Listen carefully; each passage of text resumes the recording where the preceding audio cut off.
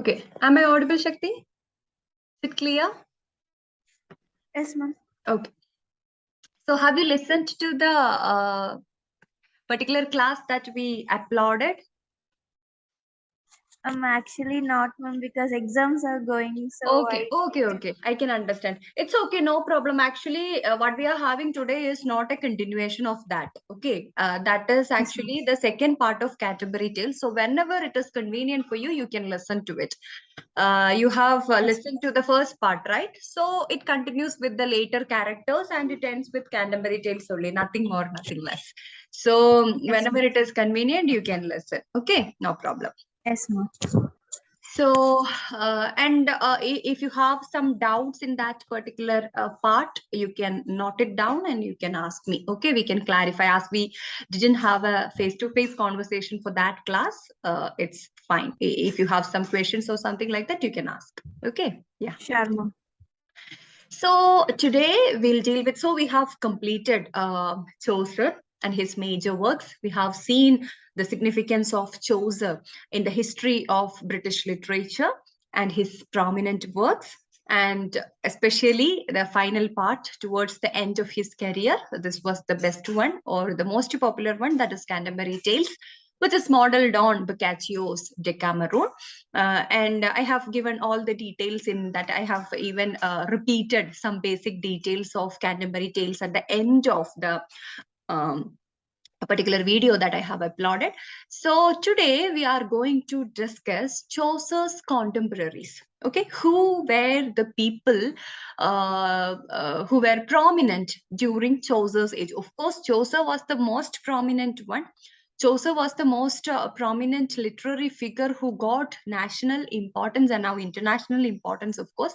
But all these people are also very active and very popular ones who contributed a lot to the development of British history, British literary history.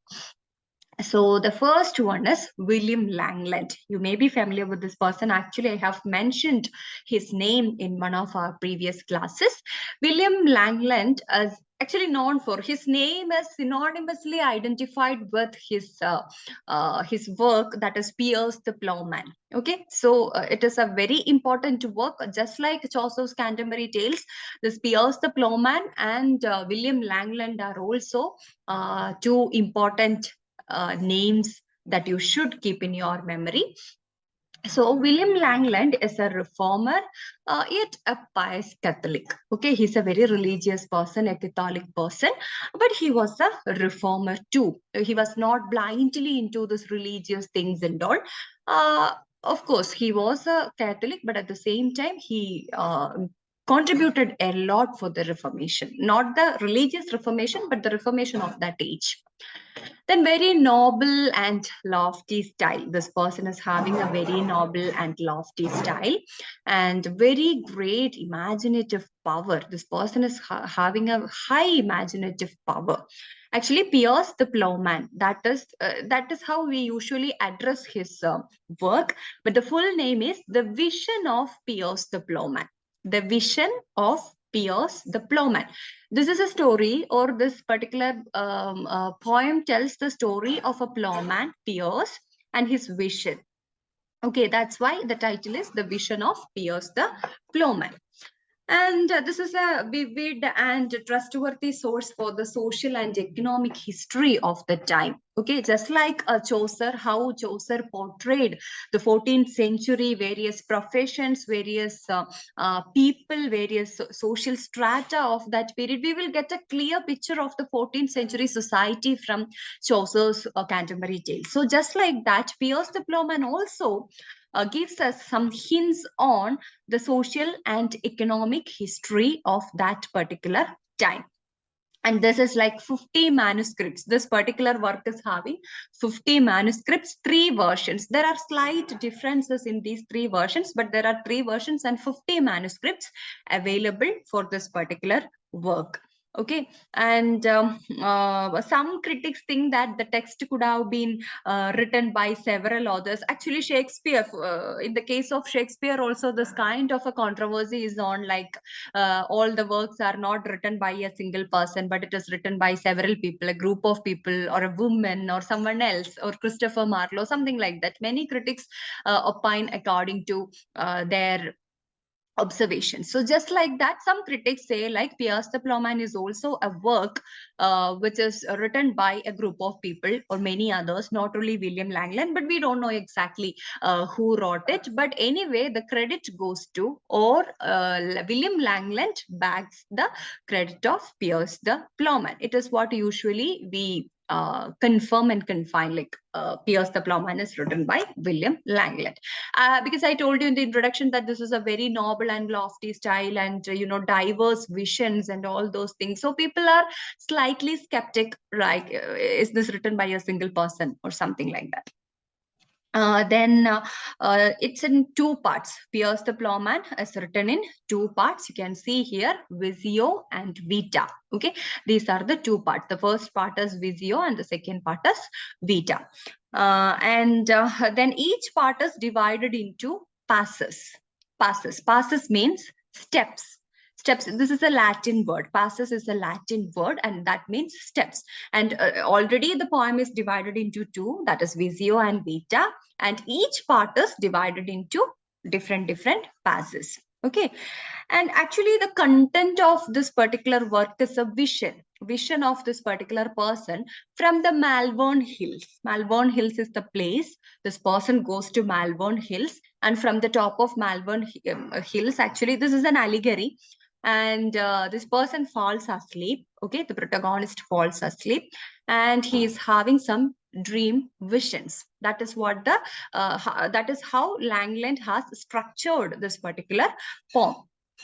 And this is a series of dream visions. This person is sleeping, dreaming, having some visions. In between he is waking up, and again he is sleeping, again he is having a series of dream visions. Okay, and see, you can see this is actually this poem is actually a combination of realism and allegory. Of course, allegory means we have already discussed what an allegory is, right? So the abstract ideas are personified into concrete images like happiness, religion, sadness, envy. All these things will be like will be having a very concrete nature. So that kind of an allegory and realism, a combination of realism and allegory is being made possible in this particular work. And then again, theological reasoning and satire. Theological reasoning and satire are contradictory things, but still you can see again the combination of theological reasoning and satire, then sublime religious feeling, and of course the political comment. Everything is mingled. So such a craftful work appears the Plowman, and that's why some of the critics were doubtful whether William Langland is the only author of this particular work or not. Okay, so that is what the significance of Pierce the Plowman. Actually, the dreamer, he goes to sleep among the Malvern Hills. That's how this poem starts. He goes to the hills to sleep, and he sees a vision of world as a field full of folk. Folk means people. At the top of some mountains or hills, if we stand on the top of the hill, we can see like, okay, the world is with lots and lots of things. We can see lots and lots of vehicles, houses, industries, institutions, people, everything like in very small forms, like that. This person is also, he sees a vision of the world as a field. Okay, he considers the world as a field full of people, and the people are in a valley bounded on one side with a cliff on which stands the Tower of Truth, and other side lies the Dungeon of Wrong. Okay, people are standing like this. One side it is full of the dungeon, the valley.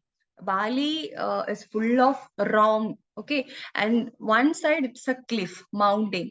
It represents the truth. So truth and wrong. We can sometimes fall into the valley, or people are trying to climb the cliff.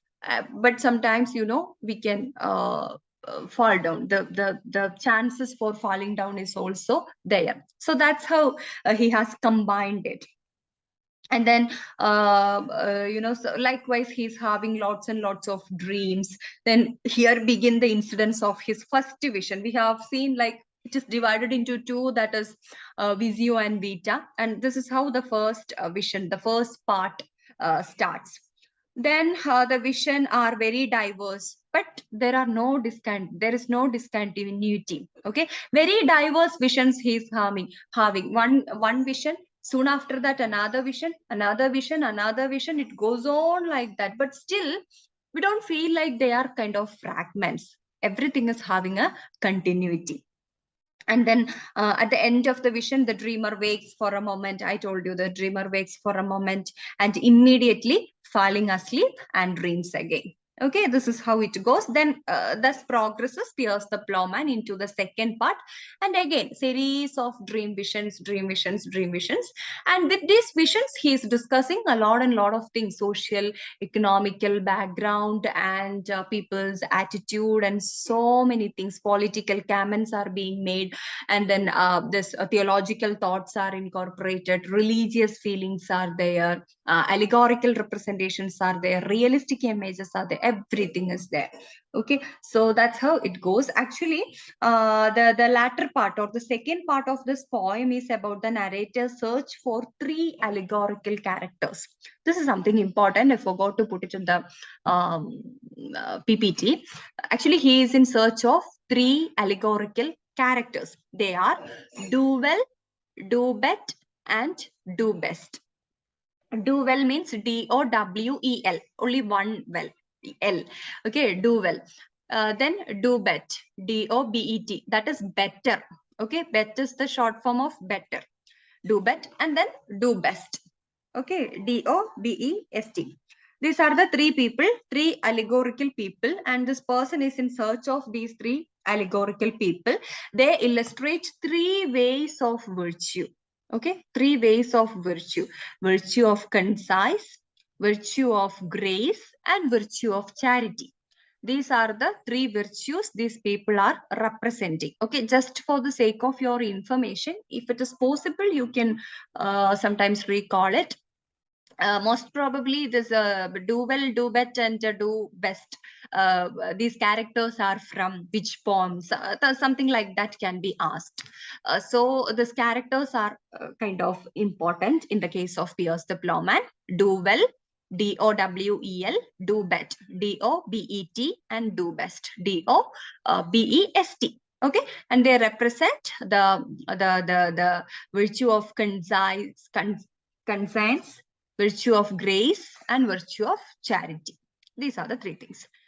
Then, so that is what all about William Langland. This is what the Pierce the Plowman is the most popular work of William Langland, and we are not familiar with the other works of Langland. Once again, yeah. Slide is changing, right? Now it is with John Gower, right?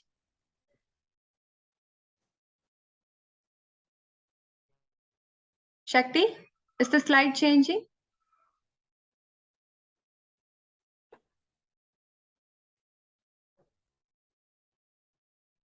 I think you are not audible to me.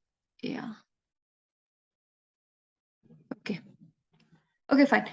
If there is any problem, please do let me know, because I think your microphone is on sometimes, but I cannot hear anything. It's okay. So if you find any kind of difficulty, please do let me know, either by chat or by a call. Okay. So John Gower is the next person who was very popular during this period. I said yes, okay, yeah, but you were not audible to me. I don't know, some technical issues are there. So John Gower, his lifespan extends from 1330 to 1408. 1400 is the year in which Chaucer died. Okay, so you can sometimes connect it with the earlier informations that we discussed. Likewise, we can increase or enhance our memory power. So John Gower is a best known contemporary of Chaucer, just like William Langland. He is also a best known contemporary of Chaucer. Actually, he is an aristocrat in sympathies and hostile to peasantry and rebels. Of course, we know that the people who belong to aristocratic category, they are of course hostile, or they are not that interested in the matters of, or in the case of the peasants. And the peasants were revolting at that time, and this person was not that supportive towards this thing. He was kind of scornful towards this kinds of rebellious activities. And he is having a dying attitude. What is a dying attitude? Whatever happens, whatever comes, I will not stop it, I will not fail. I'm not ready to face failure. So we may be having, actually this kind of an attitude is necessary for everyone, because if we get some failures in our life or something like that, or some harsh criticisms or something like that, we may feel it very difficult to make it up. So many people may get depressed or distressed out of this kind of problem, but this person is having a very dying attitude. He was very serious, very rebellious, a very strong person. And didacticism is something he practiced. Didacticism means whatever we are writing, okay, that is for a purpose, that should teach the people something, especially moralities or moral things. That is what his major idea is. Okay, that is what called didacticism. Didacticism is meant for, like, if we are teaching something, that should have a purpose. Oh, sorry, if we are writing something, literature, like I'm a poet, this was actually countered by later writers. And you can see, like, towards the end of the 19th century, this art for art's sake and all those things came. It's just for pleasure, it's just for entertainment. It doesn't matter whether the literary piece teaches the people or not. That is not a matter. Art is just for enjoyment. This kind of ideas came later. But John Gower was a person who strongly believed in didacticism. That means if a person writes something, whatever it is, it should have a purpose. It should teach the people something, okay, especially moral things, or something like that, morality based ideas. And then this person's Chaucer's Troilus and Proceed is actually dedicated to Gower. This kind of informations you can put it in your mind, and sometimes you can maintain, if you are very serious about studying this literary history. Of course, you should be serious, and in that case, this kind of informations, know which is dedicated to which person, or who is the major contemporary, or the important works of some people. This can be like in a separate notebook. You can create your own questions, like Troilus and Proceed is dedicated to dash, or to whom it is dedicated. Likewise, you can create a question out of this, and you can write the answer, so that if you are attempting a competitive exam or something like that, before that, if you go through, because these are some techniques which I followed, and it was of course successful. That's why I was telling. So of course we have to make notes. That is at one part. And this is like another notebook which I used to keep, like in 1 2 3, likewise I'll give numbers, and then I'll make some questions, like whichever portions I feel like very important or I should memorize. In that case, I can create this kind of questions, and I will write the answer with different colors of pens, so that it will be easier for us to rather than going through the notes, it will be easier for us to go through this kind of questions. That is actually a tip. I don't know whether it will be okay for everyone, but this was actually a success in my case, that's why. And then, as here, Chaucer's Troilus and Proceed is actually dedicated to John Gower, because Gower was a contemporarian of Chaucer. Then the other work that he has written is Speculum Meditantis. Speculum Meditantis is a French work which was written in 1376 to 79. During this period, he must have written this particular work. Okay, actually, this is the mirror of one meditating. One person is meditating, and this particular work is a reflection of how that person is meditating. This is written in the manner of a French allegory and throws light on the 14th century English society. Okay, actually, this literary pieces of that time helped us in a very big way to understand the lifestyle, the society, the economic, cultural, political structure of that period. Then next work is Wax Clementis. Okay, Wax Clementis. It's a Latin work. Say first work is in French, second work is in Latin. Because I told you he was kind of an aristocratic person, okay, and he didn't believe in only writing in English, because Chaucer was a person who wrote only in English, but he was not like that. He was like exploring all these kinds of languages, and his first work is in French and then in Latin. This Vax Clementis is it means the voice of one crying in the wilderness. This is a Latin term, Vax Clementis. That means in English, if we translate the title, it is like the voice of one crying in the wilderness. This is based on the peasants revolt. Okay, I told you what was his attitude about on this peasants revolt and all, and this is a particular work which is based on the peasants revolt. Then his English work comes, and that is Confessio Amantis. Okay, Confessio Amantis was his English work, which was written in 1390. I haven't included the year. It is 1391, 390. Okay, again, the meaning is the confession of a lover. The confession of a lover is Confessio Amantis. And you can see so many changes in this particular work, because he was a person who was not that entertaining the English language, but this work is actually written by himself in English. And then this is actually Tales of Seven Deadly Sins. Okay, we have seven deadly sins, right? This gluttony, envious, anger, all these things, that seven things. And this seven deadly sins, where this tales are based on the seven deadly sins. And this is having a subtitle. This particular Confessio Amantis, this work is having a subtitle, and the subtitle is, it is not mentioned in the PPT. Okay, it's okay. I'll include and update it. Okay, you can write it down also. Uh, Sorry, the subtitle is Tales of Seven Deadly Sins. It is not mentioned here. Tales of Seven Deadly Sins is the subtitle.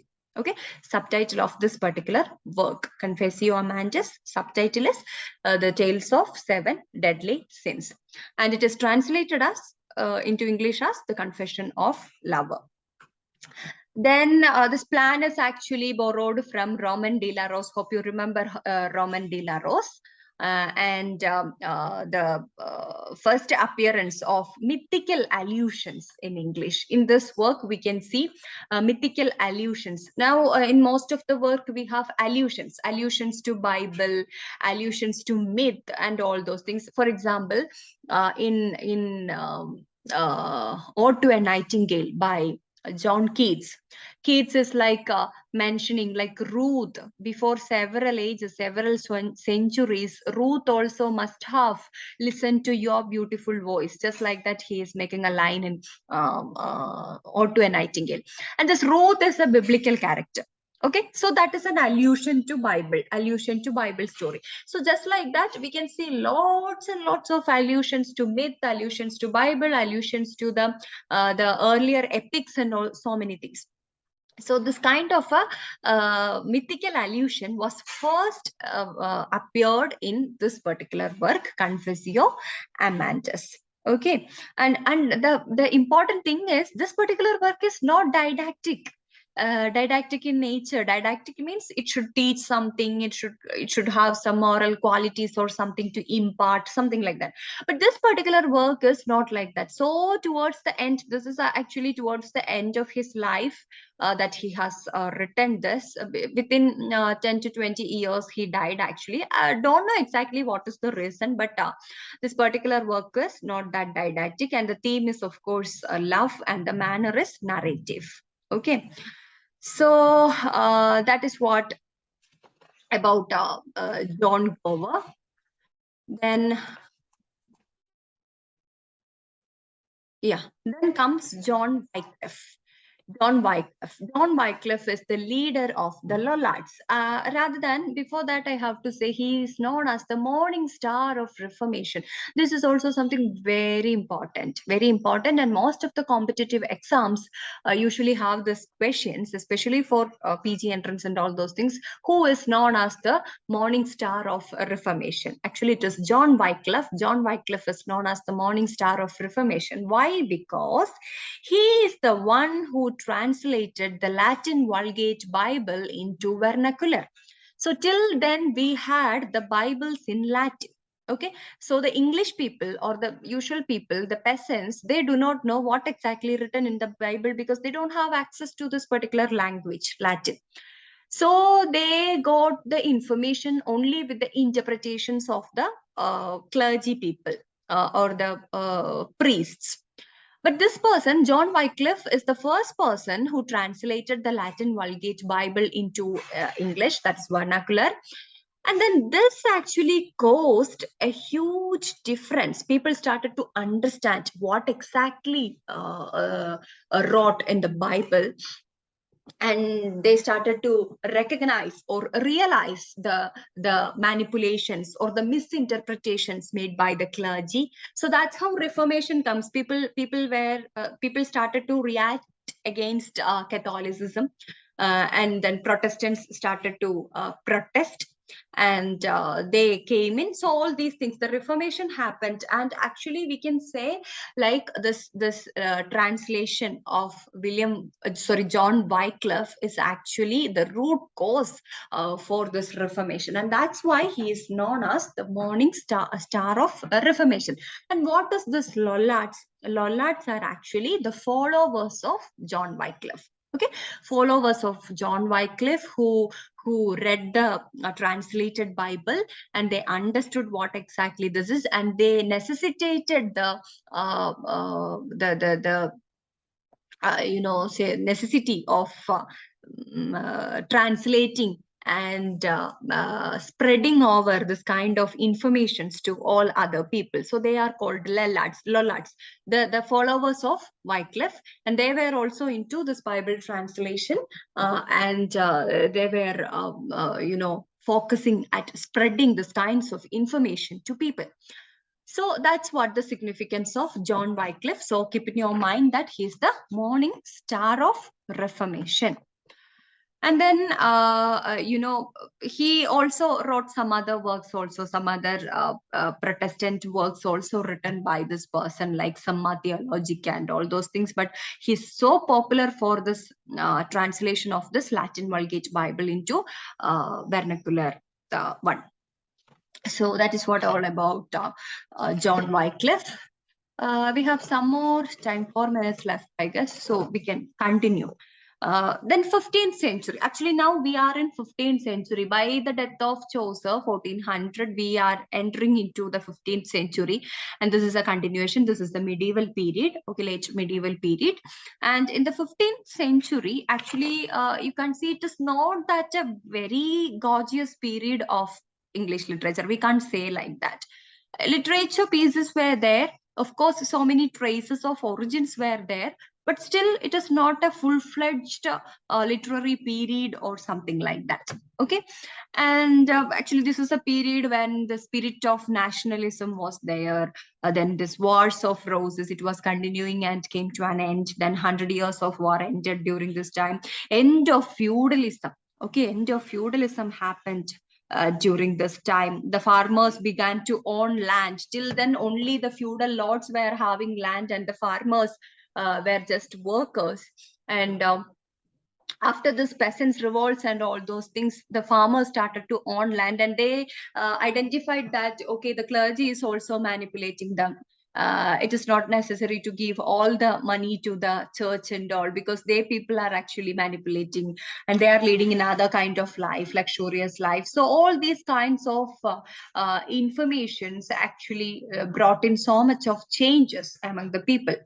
Then development of trade, commerce, industry, then printing effects. This Wycliffe's Bible and all, it got printed and it got circulated. So many things happened. Then progress in the intellectual realm, new learnings. Then this fall of Constantinople happened during this period, and the effects of fall of Constantinople, the Renaissance, the spreading of all these informations to different places, everything happened during this time.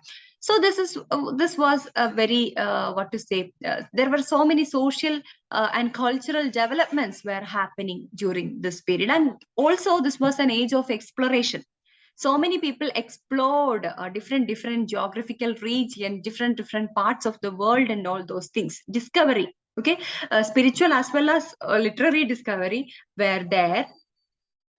Discovery of the new world. Actually, Columbus reached Barbados Islands in the Caribbean in 1492. Columbus was a person who was continuously traveling, and he discovered many places. So he discovered this Barbados Islands in the Caribbean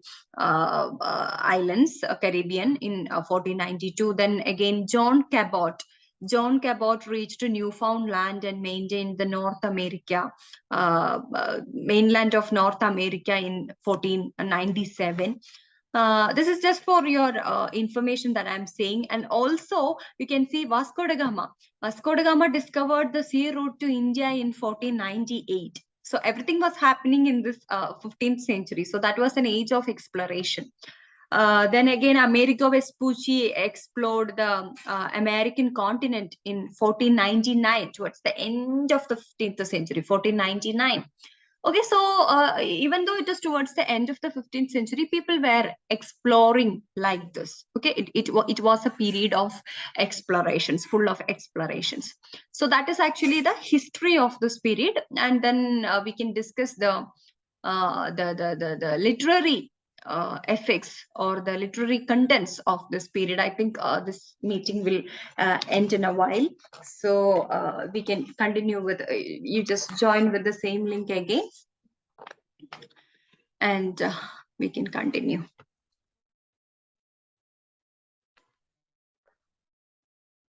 Okay. So, first of all, coming to the literary history of this period, 15th century is known for the Chaucerians. Of course, the Chaucer is a prominent figure, I told you, during this period. So, the impact of or the effect of Chaucer was very much into the people of that time. So, they all, those people who imitated the style and the nature of Chaucer, they are known as Chaucerians. Okay, Chaucerians, they are the followers, the disciples, or imitators of Chaucer. Okay, all the major poets of the 15th century were the imitators or disciples of Chaucer, no exception. No one else had a separate identity or a separate writing style during this particular period while they were writing poems. Everyone was having a model of Chaucer, and they were following this particular style, Chaucer's style. And then styles of Chaucer to produce a novelty in their works. They followed the styles of Chaucer. And they tried some novelty things, something like that. But still, basically, what is the model or what is the structure, what is the framework is actually given by Chaucer. Then both English and Scottish writers were there included in this Chaucerians category because Scottish people also got involved in the first classes. We told about the history. So Scotland, Wales, and all these people are the neighboring geographical regions to England. So they also got highly influenced by the works of Chaucer, and it happened like that. And Chaucerian apocrypha. Okay, apocrypha means it's not genuine but look like the original one. That is what called apocrypha. Apocrypha is usually happens with the Bible, biblical things and all those areas. And here Chaucerian apocrypha means texts that were not only mistaken for Chaucer's or falsely attributed to Chaucer, but in both manuscript and print, but also the works that were inspired by or associated with Chaucer's poetry. That is what called Chaucerian Apocrypha, because there were so many writers during this 15th century, and during that time we know that there were difficulties or limitations in proclaiming the identity of the author. Of course, printing press is there, but it is at the emerging stage, so people cannot actually say like, okay, this is my, people are not that familiar with the different authors of that time and who exactly wrote this particular work, who exactly wrote the another work. It was very difficult to differentiate. So the works, when people started to see with the same style and structure and framework of Chaucer's work, they all identified to be the works written by Chaucer himself. Okay, so that's why these works, or that the writing of that period is known as Chaucerian Apocrypha, because they are not genuinely written by Chaucer, but at the same time they were mistaken for written by Chaucer or Chaucer's influence or something like that. Then you can see, of course, I told you there were people from both England as well as Scotland in the case of Chaucerians.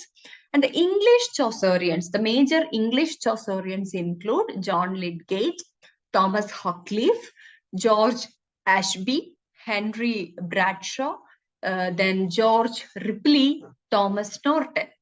And I don't know whether you're familiar with this particular name, Thomas Norton. Actually, there is another Thomas Norton who is the author of Gobudak. Okay, Gobudak, the first tragedy in English. That is Gobudak, and Gobudak's author is Thomas Norton. But this Norton is not that Norton. Okay, he comes late only. This is another Norton, Thomas Norton, and these people are the major English Chaucerians of that particular time. Now let's see these people in detail, their works, and yeah, sorry. Mm. First of all, John Lydgate. John Lydgate's lifespan extends from 1370. See, still Chaucer is there. Okay, Chaucer hasn't died yet, like 1370 when John Lydgate born. Chaucer is still there, and he extends his lifespan till 1449. Okay, so that's why he is very much influenced by Chaucer and his style. He is one of the acknowledged disciples of Chaucer. Okay, acknowledged disciple. He's very versatile like his master, but never matched his rhythm, melody, and artistic proportion. Chaucer's artistic proportion. It was very difficult to stand with Chaucer. It's very difficult. But people tried their level best to follow, imitate Chaucer's works. So this work is like Lydgate was a person who was very versatile, but at the same time, he found it, or the people found it very difficult to match him with the rhythm, melody, and the artistic proportions of Geoffrey Chaucer. And let's see his works. Actually, most of his works are modeled on Chaucer's different works. Okay, this also, if possible, you can memorize. This is not that very important, but still, it is good if you could memorize at least some of these. First of all, the story of Thebes. The story of Thebes is a work written by John Lydgate, and the story of Thebes is a it's based on or it's known as a new Canterbury tale. Okay, Canterbury Tales itself is it's modeled on Boccaccio's Decameron, and the story of Thebes is another work by John Lydgate, which is based on Canterbury Tales, or Canterbury Tales influences there. Then the second work is the Book of Troy. Okay, Troy. Of course, from the name itself, you can identify which is the Chaucerian work. That is Troilus, Troilus and Cresside. Okay, so it amplifies Troilus. Then you can see like 30,000 lines. This particular book is having 30,000 lines. Then Fall of Princess, 36,000 lines again. This person is very much into the length of the poems, it seems. Fall of Princess. Fall of Princess is an elaboration of the monk's tale. Actually, there are so many people in the later periods also who got inspired by the different tales told by the different characters. And The Fall of Princess by John Lydgate is an elaboration on Monk's Tale. Okay, Monk has told a story, and Monk's Tale is the base or the source for Fall of Princess, which has 36,000 lines. Then the Temple of Glass. Temple of Glass is modeled on House of Fame. House of Fame by Chaucer, and Temple of Glass is by John Lydgate. Okay, the Temple of Glass. There is only one S for glass. Then the Complaint of a Black Knight. The Complaint of a Black Knight is again modeled on the Book of the Duchess. The Book of the Duchess again is a work by Chaucer, hope you remember. And this Complaint of a Black Knight is again a work modeled on the Book of the Duchess by Chaucer. Okay, so this is how Lydgate's works go. Then comes actually the rest of the people we have seen who were the famous Chaucerians, English Chaucerians during this time, like Thomas Huckliffe, George Ashby, Henry Bradshaw, George Ripley, Thomas Norton. All these people are there, but they are not that famous in their works. Of course, they got acknowledged during that time.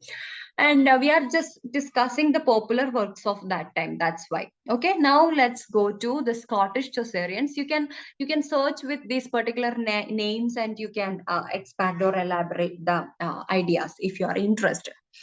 Then Scottish Chaucerian again, they are like actually this 15th century is known as the golden age of Scottish poetry, because Scottish poetry during that time, it got flourished, it got developed based on the works of Chaucer, because they got a model and many people were into writing poetry. So this particular period is known as the golden age of Scottish poetry. Okay, and then so the main person is King James First.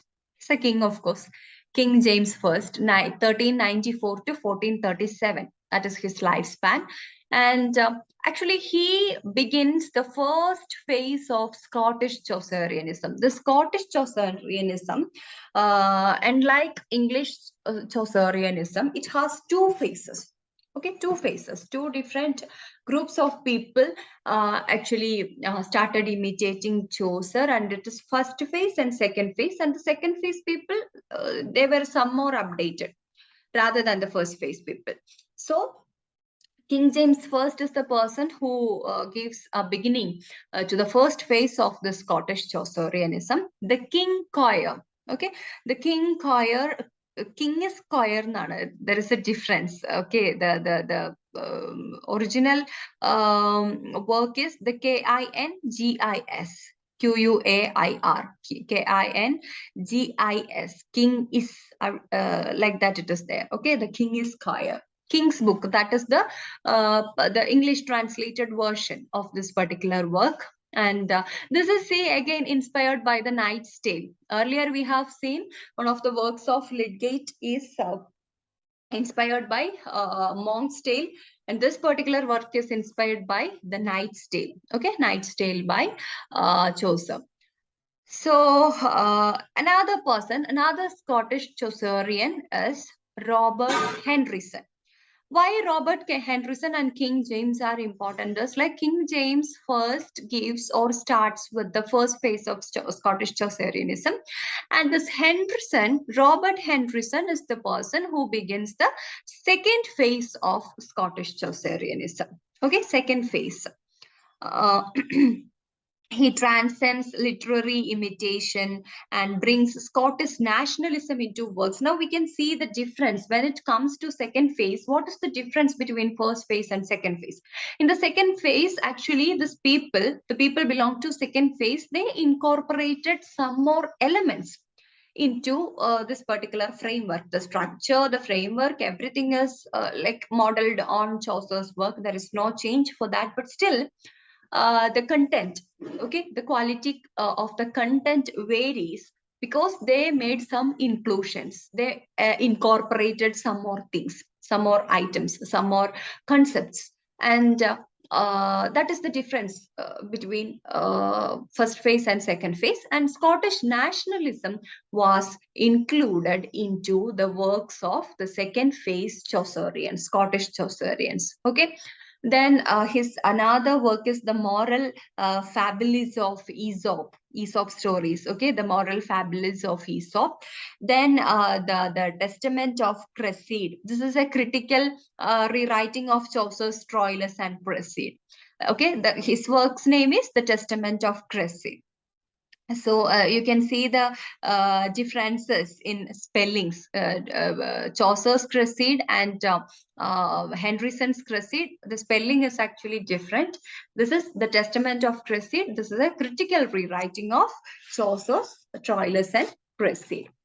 Then the next person, the Scottish Chaucerian again, is William Dunbar. Okay, William Dunbar. He's the most famous Scottish Chaucerian, we can say. Okay, most famous among the Scottish Chaucerians, and he has written nearly 100 poems, and that is one of the reasons for his popularity, because he has written more number of poems than the other Scottish Chaucerians. And he is popularly known as the Burns of the 15th century. The later critics call him the Burns of the 15th century, because Burns, you know, Robert Burns. Robert Burns is a romantic writer. He belongs to the Romantic Revival period. And, Burns. Yeah, it's Byron. I got confused sometimes. Yeah, anyway, Burns is into that period. So he is known as this William Dunbar is known as the Burns of the 15th century. And he wrote so much of allegories also. William Dunbar wrote so much of allegories. The Golden Targe is one of the popular poems by this person. It was written in 1507. The Tristle and the Rose. Okay, the Tristle and the Rose is another work which was published in, which was written in 1503. This was actually written to celebrate the marriage of James IV and the Margaret. Margaret is the daughter of Henry IV. So to celebrate during that time, you know, to celebrate the aristocratic marriages, especially the kingly marriages, people were supposed to, especially the poets were, the popular poets of that time, they were supposed to write poems for the as part of the celebration. So this particular work is such written in such a way. It's a celebration work.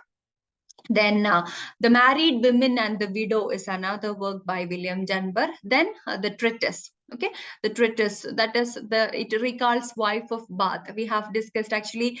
You might not have listened to that audio. Wife of Bath is one of the characters in Chaucer's contemporary tales.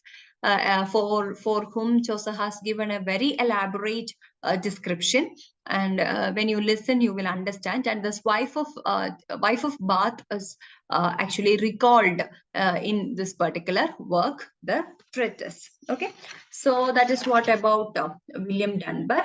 Then Gavin Douglas. Gavin Douglas is also another important Scottish Chaucerian.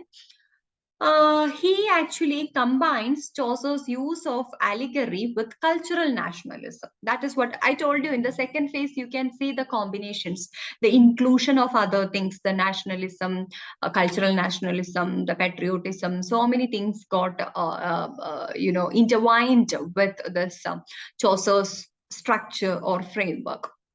So his famous work is the Palace of Honor. Okay, Palace of Honor, which was written in 1535. Then King Heart. King Heart is another work. Then the Aeneid. Okay, the Aeneid is actually it's I don't know why it is written like 1 and 2. There is no 1 and 2. Okay, this is another work. That Aeneid is actually you hope you remember who's the author of Aeneid, Virgil. Okay, that's a Greco-Roman work, a classic work, a classic epic. And this is the first translation of a complete version. This person, Gavin Douglas, actually translated Aeneid. It's not written by him.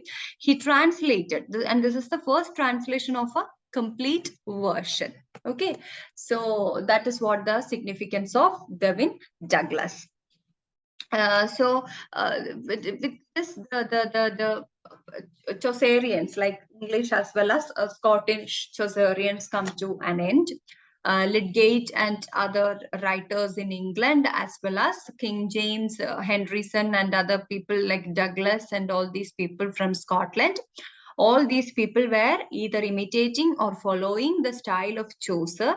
And in the second phase of Scottish Chaucerianism, they included their elements are also there, but ultimately they are following a particular style, and that is Chaucer's style. That is what it actually, not exactly the translations or imitations of Chaucer. Their inputs are also there. So it goes. And that is what all about the poetry thing of this 15th century. Okay, these people were the poets of 15th century.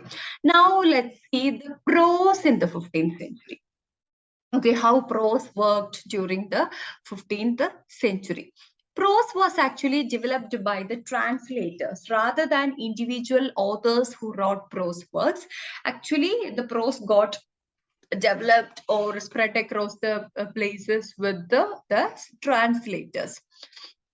Actually, prose became the medium of the urban commercial book market in the 15th century. The monasteries, they sold the collections of saints and virgins' lives composed in prose. That's how prose became so popular. Or what is the reason for the emergence or the popularity of prose during this particular period is like the monasteries, the clergy people, they started preparing the lives of or the autobiographies of the saints and the virgins of that time. And and it was written in prose form. Okay, and then again it was popularized by or developed by the translators. They translated it into many languages, regional dialects, and all those things, so it got popularized. So developments such as the Great Vowel Shift changed almost all the European languages during the 14th and 15th century. But this prose survived language changes. Okay, so many language changes. I'll tell you what this Great Vowel Shift is in a nutshell. Actually, this is Great Vowel Shift means changes in the pronunciation of the vowels. Okay, because in the earlier, if you listen to the very old English, or even in the, we have seen how old English changed into Middle English. We have seen that, right? So many consonant clusters were there, and they all got dismantled. I told you. So likewise, again during this period, we can see like the beginning of the modern language. Okay, the modern English that we speak now has the beginning in during this particular period. Actually, this time what happened is like the pronunciation of the vowels got some shifts, and it marked the transition from the Middle English to the modern English. For example, now we used to say date. Okay, date, date. What is the date? Okay, or to which date you are planning to conduct it, or something like that. We say it date. But earlier it was pronounced as dart, D-A-R-T, dart. And this A was, the vowel sound was like a long pronunciation, dart. It was like that. So what to say, the sophisticated nature was missing when these vowels were pronounced long. So the dart was changed into date. Again, fate, F-A-T-E, fate became feet. Now we say F-E-E-T, feet. But earlier it was fate. So what the thing is like, we cannot distinguish. Already we have words like fate. Okay, what a fate is mine, destiny, fate, and all those things. And this feet and fate pronounce like alike. So this kinds of changes were there. Then weep, W-E-E-P, weep became wipe. Okay, weep became wipe. Then bought became boot. For B-O-O-T, boot, it was like bought, B-O-A-T, bought. Then house became hose or hose. Okay, sorry, hose became house. Sorry, earlier it was like hose or whose. but later it was like house. Okay, so this kind of pronunciation, if we listen to the earlier pronunciation and the later one, you can see kind of how the sophisticated style emerges with this great vowel shift. So that is what known as great vowel shift. Okay, so there are some social contexts in which this happened. Okay, it didn't happen all on a fine morning. There are some reasons for this great vowel shift. First of all, the sudden social mobility after Black Death. You know, plague, Black Death was a serious issue during that time. So people were so much obsessed with and worried of, and if a particular region is caught up with this kind of an issue, then people started to move from one place to another. So what you can see, the combination of all these kinds of pronunciations. So definitely you can see some specific regions are getting migrated with another people from different regions. Just for say example, like Coimbatore is a district in Tamil Nadu, and in Coimbatore or Chennai you can see so many people from different places. So when you check with the pronunciation style of all these places, you can see it's a mixture. It's a mixture because that is a place which is filled with lots and lots of people who speak different types of Englishes.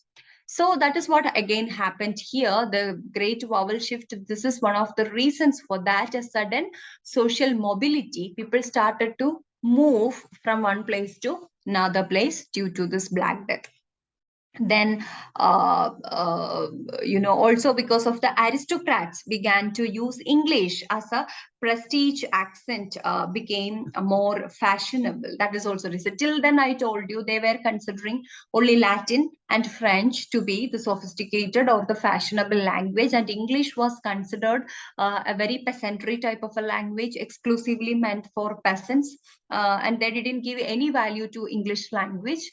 But later, when this literature and all these things started to come up in English, the aristocratic people also started to accept English as a sophisticated language. So they made some fashionable changes to that because it should suit the aristocratic nature, the sophisticated nature. So they were making some fashionable changes to that. Okay, so these are some of the reasons. Then the great vowel shift is responsible for many of the peculiarities of English spelling also. How English spelling got developed, like today is what we are discussing, what we are writing today, what we are speaking today, the spelling of the words. Actually, great vowel shift is having a huge role in that. Okay, so yeah. Okay, these are the reasons for great vowel shift, and this great vowel shift is also, of course, part of the prose writing of 15th century, because the prose writers during that time were also focusing on this great vowel shift and English emerging into a sophisticated language, something like that. So the main prose writers during the 15th century were John Capgrave, then Reginald Peacock. Their names are not mentioned here, only some names are mentioned. Actually, these are two names which got excluded in our PPT. First of all, John Capgrave, Capgrave. Capgrave, John Capgrave. Chronicle of England is his work. Then Reginald Peacock, Reginald, Reginald Peacock, Peacock. Peacock. He's a religious controversialist. Okay, and he has also written some prose works during that period. Then Sir John Fortescue, it's here. Sir John Fortescue is there. On the Governance of English is the work written by Sir John Fortescue.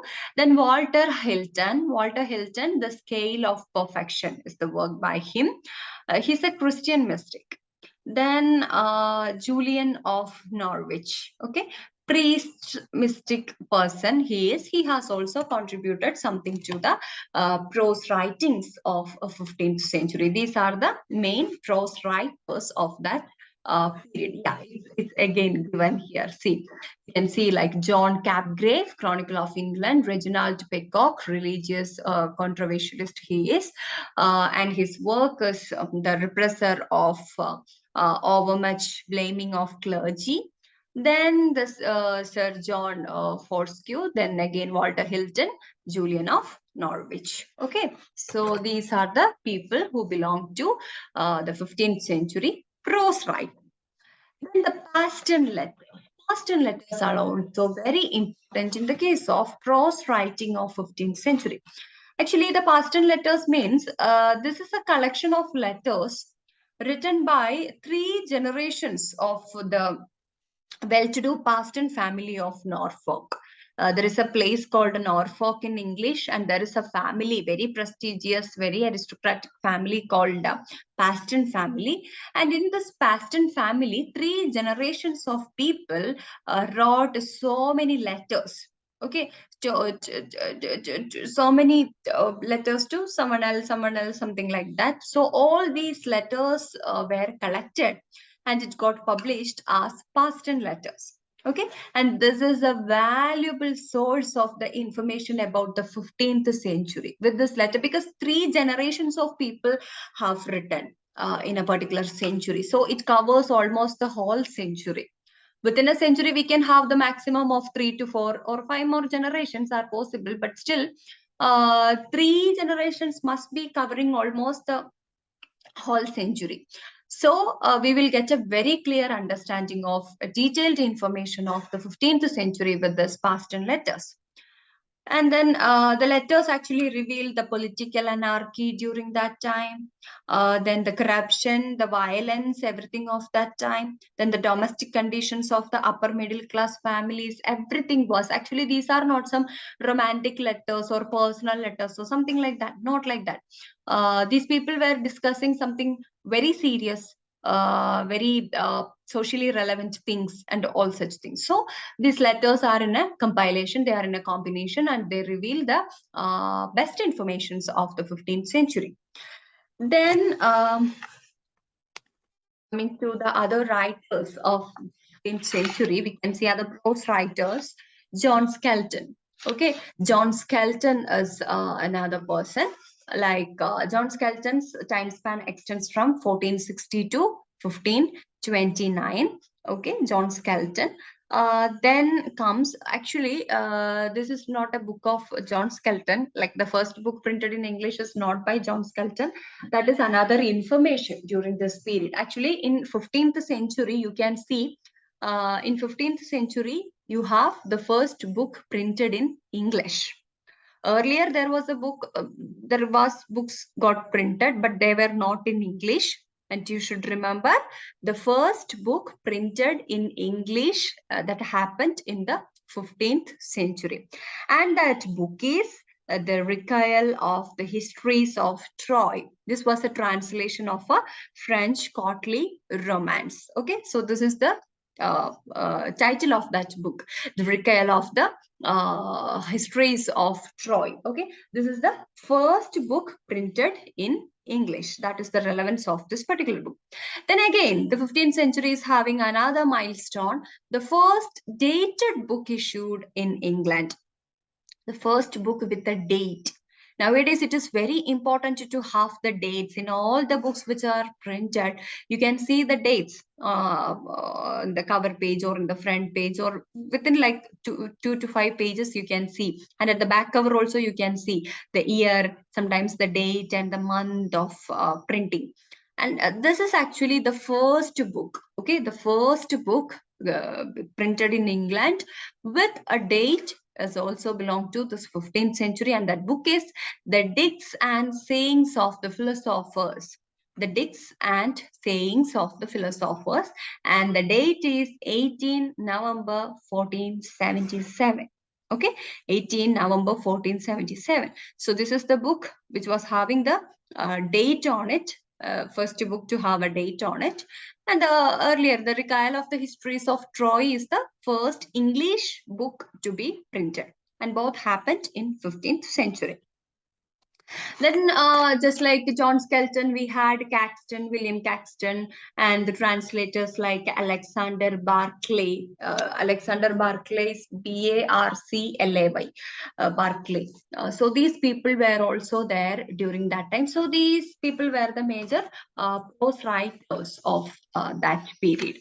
Now this is ballad. I don't know whether we can finish ballad within the time. Okay, let me see. Ballad is an easy thing. This is another genre that we had during the 15th century, the ballad. Okay, ballad means actually this particular period is having the absence of major genres, because like drama, or what to say, poetry, prose, then what else, novels or something like that. If you go through the major genres, you can see this period is not that powerful in that case.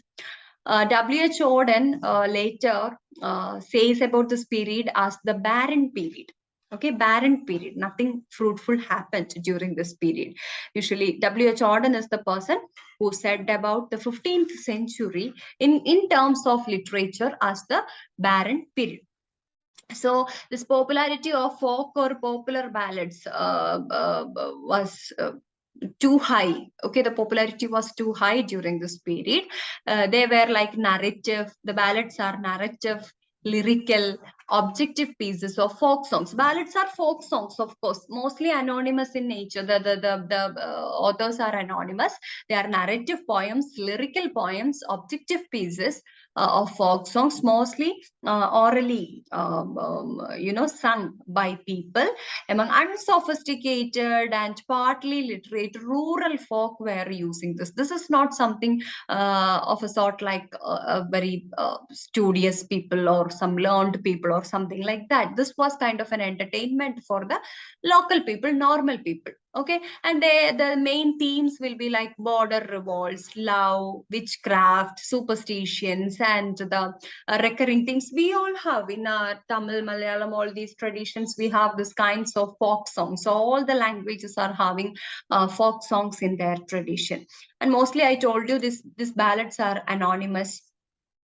Folk ballads are anonymous in nature. Other ballads are also there. The people wrote in the framework of ballad. For example, Keats's La Bella Dame Sans Mercy, which was written in the 18th century. That is a ballad, of course. It is written in the framework of a ballad. So ballads are, of course, there are authoritative ballads too. But the folk ballads that we are speaking now, which are like more popular during the 15th century, they are anonymous in nature. Then they'll be like very short, simple, dramatic poem composed to be sung. Actually, singing is the prime intention of this ballads, rather than writing, enjoying, reading, and all those things. So this is not a product of a single author, but a collective contribution of several generations. Because I'll be saying I may be the author, or I may be the one who initiates a ballad, and I'll be singing this to someone else. If that person is interested in this particular singing, that person may sing. Sometimes that person may add some lines, sometimes remove some lines, sometimes make some changes in the lines, improves the musicality of that poem, whatever, anything can happen. So we can't say like, no, I am the author of this person. It's a collective contribution. Then it underwent changes in themes and tune as it was transmitted. It gets transmitted to one place to another place, another place, another place.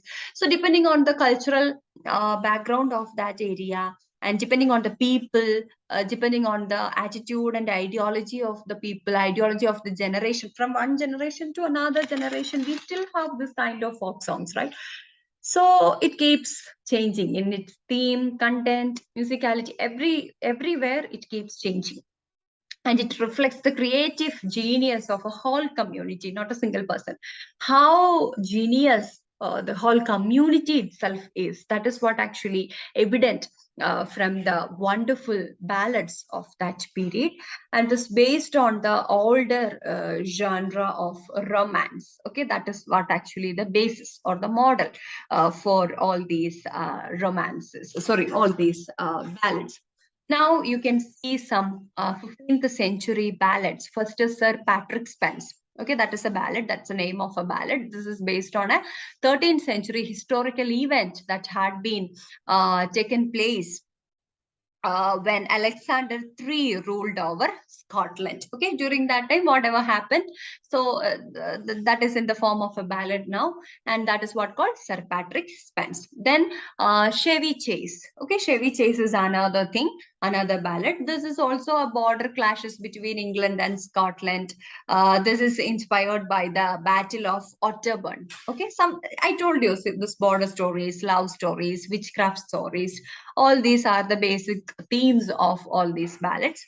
And then the fight, this Chevy Chase fight, the Otterburn fight, it continued for 30 days, and the heroes Percy and Douglas are killed. Okay, this is the basic theme of this particular ballad. Okay, then another ballad is The Wife of Usher's Well. The Wife of Usher's Well. This is a plight of a bereaved mother. She had three sons, and all of them died in Scotland border fight. So the mother is very sad, and this is the story of that mother. Bishop Percy in his Relics of Ancient English Poetry. Actually, that is not a um, that is a compilation, and in his work most of these poems are compiled or collected. And then Francis Child's collection, that is another collection, English and Scottish popular ballads. That is the title of that particular work, Francis Child's collection. This is some collection. They are not the authors, they are the compilers. And Francis Child also compiled something called English and Scottish popular ballads, and that is also very popular. So this is what all about the ballads of 15th century. So we have seen the poetry, the Chaucerians, English and Scottish Chaucerians, the prose writings, what are the important prose works and writers during that time, then ballads. These are the three major genres during this 15th century. So with that, we can wind up today's session, and we will continue with the end of 15th century tomorrow. Thank you. Thank you.